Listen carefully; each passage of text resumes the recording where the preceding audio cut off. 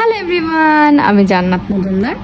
আমাকে দেখলে কিন্তু বোঝা যায় না, বাট আমার ভিতরে কিন্তু অনেক লোভ। লোভটা কি সেটাও বলি।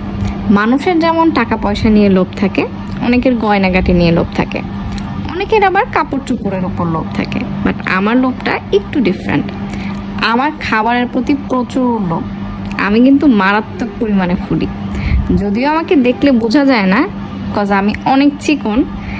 চিকন হওয়ারও কারণ আছে, কারণ আমি পরিমিত আকারে খাই, কিন্তু খাওয়ার দেখলে কেন জানি আমার লোভ কন্ট্রোল হয় না। বাইরে কিন্তু কম বেশি সবাই খায়, বাট আমি বাসায়ও বিভিন্ন ডিশ ট্রাই করি। যেমন আজকে একটা নতুন ডিশ ট্রাই করলাম। এর জন্য আমি বেশ কয়েকটা আলু নিয়ে নিলাম, তারপর এগুলোকে সিদ্ধ করলাম। সিদ্ধ করার পর এখন ভর্তা করার পালা। ভর্তা করার সময় আমার নিজের যে মোস্ট ফেভারিট শত্রুটা আছে ওইটার কথা চিন্তা করে আমি ঘুষি মারতে মারতে এটাকে ভর্তা বানাইছি। এটা করাতে হয়েছে কি, আমার ভিতরে যে মনের আগুনটা সেটাও একটু কম হয়েছে, ভর্তাও হয়েছে, হাতটাও একটু কম ব্যথা করছে। এরপরেতে একে একে করে ধনিয়া গুঁড়া, মরিচ গুঁড়া, হলুদ গুঁড়া, গরম মশলা গুঁড়া, গোলমরিচ গুঁড়া, লবণ, আদা বাটা, রসুন বাটা পরিমাণ মতো দিয়ে নিতে হবে। চুলা থেকে নামানোর জাস্ট কিছুক্ষণ আগে এটার মধ্যে যদি ধনিয়া পাতা আর কারি পাতা দিয়ে নেওয়া হয়, তাহলে এটা থেকে খুব সুন্দর একটা স্মেল আসে আর ফ্লেভারটাও খুব মজার হয়।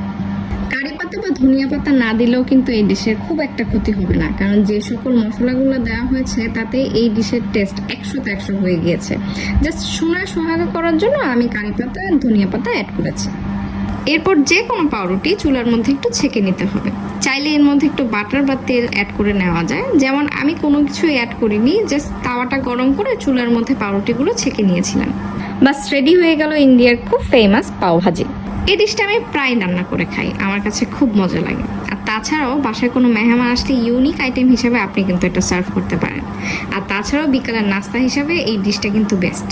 এই ডিশটা কিন্তু খুব ইজি অ্যান্ড সিম্পল, আপনারাও ঘরে বসে ট্রাই করতে পারেন। আজকের জন্য আল্লাহ হাফেজ।